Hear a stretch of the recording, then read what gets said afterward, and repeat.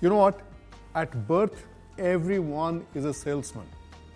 And that is how, when you're born, you started crying. You sold the need for the mother to feed you. You sold the idea that you have arrived by the way that you cried. So at birth, each one of us is a salesman. We need to embrace that fact and make that fact work to our advantage. But as we grow up, the people will shed it and the people will refine it. It doesn't matter whether you're a salesman or not. You could be anything in any profession.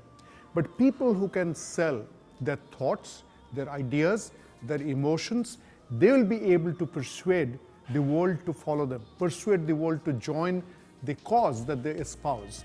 Now that requires a certain amount of capability. And that capability, in the book Sell, I talk about is part art, part science, and part witchcraft. The point is that many of us, they fumble into the act of selling without knowing the art, the science, and the witchcraft. There's a process, there's a rhythm, there's a nuance to each of those three things. And once you know that, irrespective of your profession, you will be able to actually be a thought leader, you'll be able to be a rainmaker, you'll be able to take the whole world with you.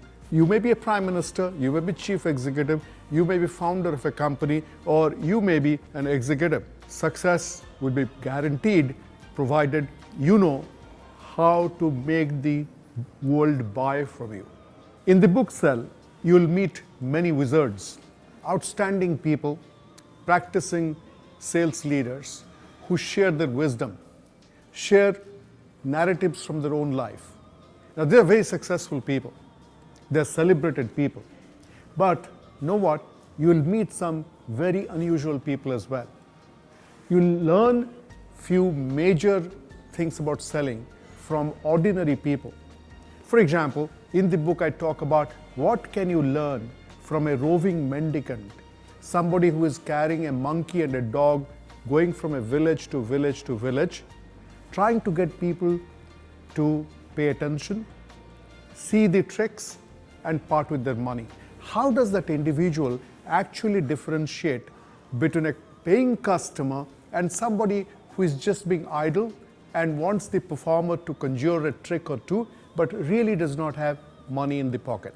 Similarly, I can take you to a fish market in Kolkata where you'll be face to face with a lady fishmonger who, once confronted by a very respectable gentleman about the quality of her fish, because the gentleman could not believe that she had such good quality fish which she could be selling so cheap.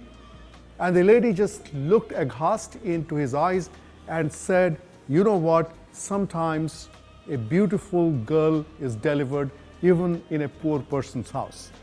So the message is, you don't match data with data, you don't match fact with fact. The lady returned with emotions and a metaphor that completely dismantled the ego and the sophistication and the intellectual dominance of the gentleman who was buying fish. So you will meet many such interesting people, small people, who have big lessons for us in the book Sell.